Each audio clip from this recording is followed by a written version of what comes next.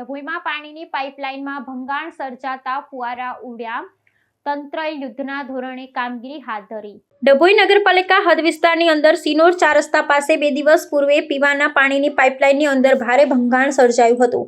પાલિકા પ્રમુખ બિરેન શાહ અને જાણ થતાં તાત્કાલિક ધોરણે પાઇપલાઇન રિપેર કરવા માટેની સૂચના આપવામાં આવી હતી।